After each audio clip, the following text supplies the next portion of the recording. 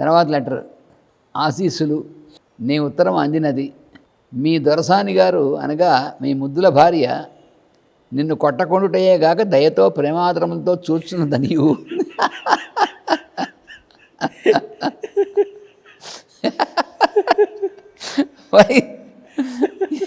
మరీ కొట్టగా ఉంది. మీ దొరసాని గారు అనగా మీ ముద్దుల భార్య నిన్ను కొట్టకొండుటయే గాక దయతో ప్రేమాదరములతో చూచుందనియు నీకు ఒక గది కూడా ఏర్పాటు చేసినదనియు వ్రాసితివి. ఉత్తరములో అక్కడ కొన్ని చుక్కలు పెట్టితివి. అనగా నీవును నీ భార్యయు ఆ గదిలో సుఖ నివాసము చేస్తుందని అర్థమా? కొట్టిన ఏది వదలట్లే.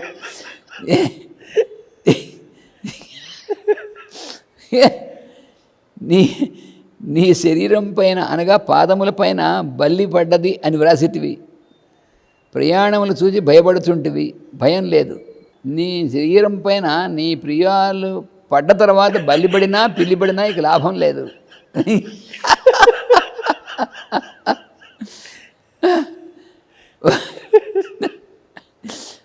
మన మధ్యాహ్నము కల్లో నేను కనబడితేనే రాసిటివి.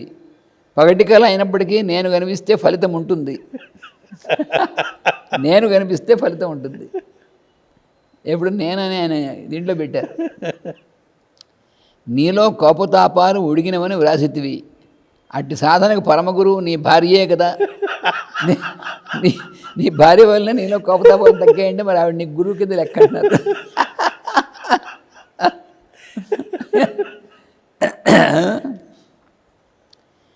చివరి తెర మాత్రము తొలగలేదని వ్రాసితివి. దాన్ని కూడా నా సలహాపై నీ భార్యయే తొలగించును. అటుపైన అంతా బృందావనమే. ప్రస్తుతం నీ కర్తవ్యం నీ గదిలో రాసలీల.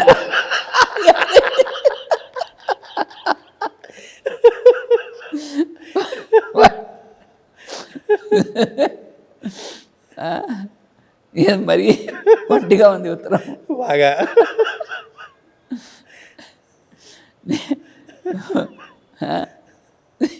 ఆయన సలహా మేరకు తెరావిడ తొలగిస్తుందిట. గురువు గారి సలహా మేరకి ఆ పైన బృందావనమే. ఈ లోపల అట్టి సాధనకు పరమ గురువు నీ భార్యే కదా. నీకు గురువు నీ భార్యే కదా అన్నారు. చివరి తెర మాత్రము తొలగలేదని రాసి దాన్ని కూడా నా సలహాపై నీ భార్యయే తొలగించను. అటుపైన అంతా బృందావనమే. ప్రస్తుతం నీ కర్తవ్యం నీ గదిలో రాసి. ఇది మరి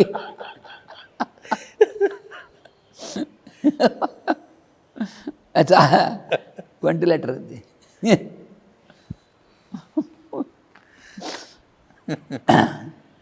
బ్రేక్. వాసుదేవ్ క్లోజ్ చేయొచ్చు. లేఖ 42. చిరంజీవి సౌభాగ్యవతికి ఆశీస్సులు. ప్రేమాదరపూర్వకమైన నీ లేఖ అందింది. నీ ఆరోగ్యం జాగ్రత్తగా చూసుకున్నంతకాలం నీవు ఎక్కడ ఉన్నా ఇక్కడ ఉన్నట్లే. మనసు ఆందోళన చెందనంత వరకు ఆరోగ్యంలో ఎట్టి మార్పు కలగదు. ఇది కూడా చాలా ఇంపార్టెంట్ వాక్యం. మళ్ళా ఒక్కసారి. మనస్సు ఆందోళన చెందనంత వరకు ఆరోగ్యంలో ఎట్టి మార్పు కలగదు. మాస్టర్ సివివి గారు స్మరణంత వరకు ఆందోళన ఉండదు. గురు స్మరణ ఉంటే ఆందోళన ఉండదు. ఆందోళన లేకపోతే మా ఆరోగ్యం పాడవదు. ఆనుకూల్యము అభివృద్ధి వెంట నడుస్తూ ఉంటాయి. మనం పట్టించుకోకర్లే. డెవలప్మెంట్ అదే ఆటోమేటిక్గా వస్తాయి. తప్పక విజయవాడలో దిగి పెద్దల ఆదరం చవిచూచి రావాల్సినది. మాస్టర్ గారి జన్మదినమున విశాఖపట్నంలోనే ఉండవాలని సిద్ధాంతం లేదు. విజయవాడలో కూడా మన వాళ్ళు సమావేశాలు ప్రేయర్ జరుగుతాయి.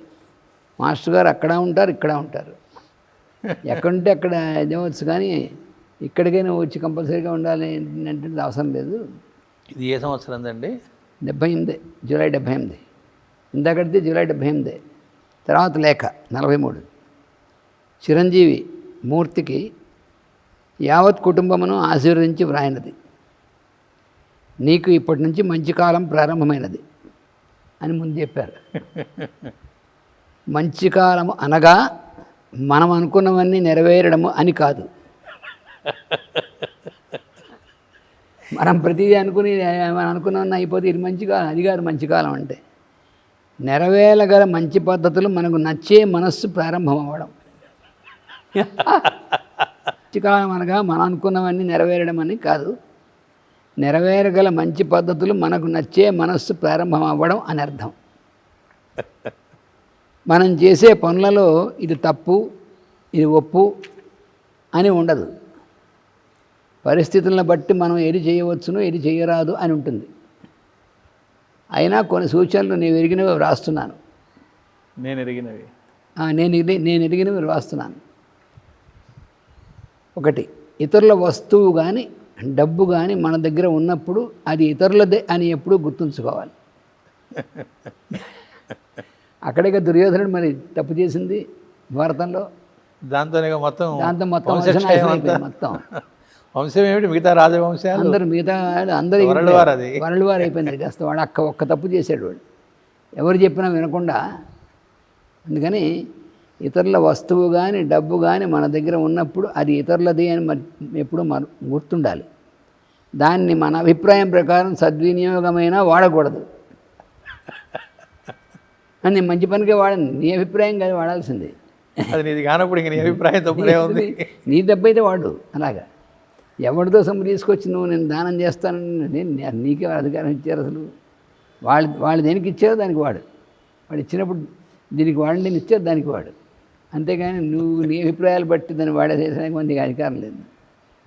2, ఆర్థిక పరిస్థితులు అనేవి డబ్బు లేకపోవడం వల్ల ఏర్పడవు, డబ్బు రావడం వల్ల బాగుపడవు.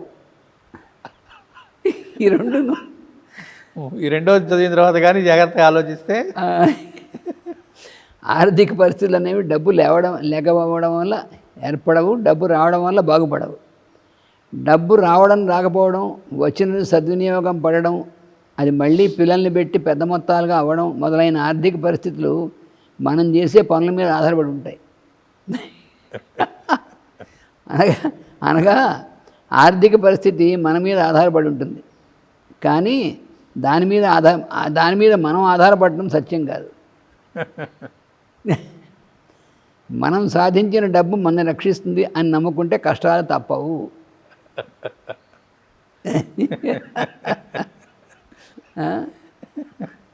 మనం సాధించిన డబ్బు మనల్ని రక్షిస్తుంది అనుకుంటే కష్టాలు తప్పవు. 3, మనకు కనిపించే అవకాశాలు మన ప్రవర్తన కోసం మళ్ళీ వస్తూ ఉంటాయి. అవకాశం వేళలు సరిగ్గా మనం ప్రవర్తించగలిగిందాకా అవకాశాలను పోగొట్టుకున్నా నష్టం లేదు, మళ్ళీ తప్పకుండా వస్తూ ఉంటాయి. అంతేకాని ఏదో ఒక విధంగా అవకాశాన్ని వినియోగించుకోరాదు. ఎలాగో అలా అవకాశాన్ని వినియోగించుకున్న ఆ బుద్ధి తప్పది. ఇంకోటి ఎవరి గురించి చెప్పి వారు కానీ ఎవరు కానీ అంతా ఒక్కటే. మన వారి దగ్గర నీవు వ్యాపారం మళ్ళా చేయడానికి వాడికి నీవు నచ్చజెప్పలేకపోయినంత మాత్రాన నీ భవిష్యత్తు మారదు. ఎవరి భవిష్యత్తు ఎవరితోనూ పెట్టుకొని లేదు, తాను చేసుకునే విధానంతో ముడిపెట్టుకున్నది. మామూలుగా ఏమనుకుంటారంటే మన భవిష్యత్తు ఇంకో వ్యక్తితో ముడిపెట్టుకున్నది. అలా ఎవరి భవిష్యత్తు ఎవరి వ్యక్తితోనూ ముడిపెట్టుకున్నదు. మనం ఎలా చేస్తామో ఆ విధానాన్ని బట్టి ఉంటుంది. కాకపోతే ఇంకొకడు నీకు నిజంగా పనికొచ్చేవాడు నీకు పరిచయం అవుతాడు. ఇవన్నీ వేదాంత విషయాలు కావు, భౌతిక సత్యాలు, భౌతిక జీవిత సత్యాలు. తాత్కాలికంగా మనం వాటిని నమ్మకపోయినా మళ్ళీ తిరిగి వాటినే ఆశ్రయించవలసి వస్తుంది. భౌతిక దేహంలో ఉండి ఈ చుట్టూ ఉండేటువంటి జనంలో ఉండి దీనికి అతీతంలో ఉండి ఎట్లా అవుతుంది. నీకు అవి నచ్చే కాలం వచ్చింది అనగా మంచి రోజులు వచ్చినవి. మంచి రోజులు అనగా నీకు నచ్చడం కానీ ఇంకా ఏ పెద్దవాడి మీద నమ్మకం కలగడం కానీ కాదు. ఆ? అవి ఉంటే మంచిదే. పైన వ్రాసిన విషయాలు శాశ్వతాలు, వాటిని ఆశ్రయించిన వారు శాశ్వతులు. వాటిని బట్టి కానీ క్షేమం వ్యక్తులను బట్టి కాదు. ఇప్పుడు నీకున్న ప్రస్తుత పరిస్థితులు వివరంగా నాకు ఉత్తరం రాయి. నీకు వారు నాకు వారెంతో నువ్వు అంతే. ఇప్పటి వరకు నేను రాసినవి నీవు వినిపించుకునే స్థితిలో లేకపోవడం వల్ల వ్రాయలేదు. అసలు రహస్యం నేను నీకు చెప్పినాను, వినిపించుకునే స్థితిలో లేవు కాబట్టి ఇప్పటిదాకా నేను రాయలేదు. వినిపించుకునే స్థితిలోకి వచ్చావు కాబట్టి నీకు మంచి కాలం వచ్చింది. మంచి కాలం వచ్చింది. కానీ నీ మీద నిర్లక్ష్యం కాదు. నేను ఎందుకు రాయలేదంటే నీకు నీ నిర్లక్ష్యం వల్ల కాదు. నేను రాసినా నువ్వు ఎలాగో వినిపించుకుని దాన్ని ఆచరించు కాబట్టి ఎందుకు లేని రాయలేదు. ఇప్పుడు మార్గం నీకు నచ్చట్లేదు, ఇన్నాళ్ళు నచ్చే రోజులు వచ్చినాయి, అందుకని రాస్తున్నాను. నీవు కోరినట్లు నిశ్చింత ధైర్యము నీకు నా వల్ల లభిస్తాయి. కారణం నీవు కోరేవు కనుక, నువ్వు కావాలనుకున్నావు కాబట్టి లభిస్తాయి. నీ యావత్ కుటుంబ క్షేమ సమాచారాలతో, ప్రస్తుత పరిస్థితులతో, నీ కార్యక్రమంతో ఒక ఉత్తరం రాయి. ఆశీస్. ఇందులో ఎన్ని ఉన్నాయి అసలు.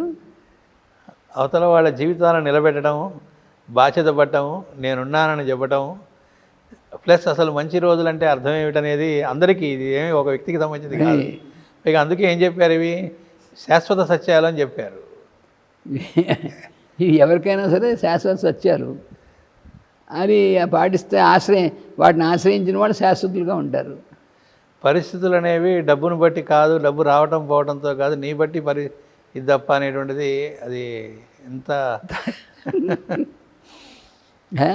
ప్రతి వాక్యం ఈ లెటర్లో, ఈ లెటర్ అయినా అంతే, ఒక్కొక్క లెటర్ ఒక్కొక్క డైమెన్షన్లో ఆ లెటర్ ఎవరికి రాశారో వాళ్ళకే కాదు, ఇది శాశ్వతంగా చదువుకున్న వాళ్ళందరికీ వర్తిస్తుంది మన లైఫ్లో. ఇవన్నీ మనకు డైరెక్ట్గా మనం ఇందులో ఫలానా లెటర్ నాకు వర్తించదు అనేది లేదు. ఎవరికైనా ఇందులో ప్రతి లెటరు వర్తించేదే.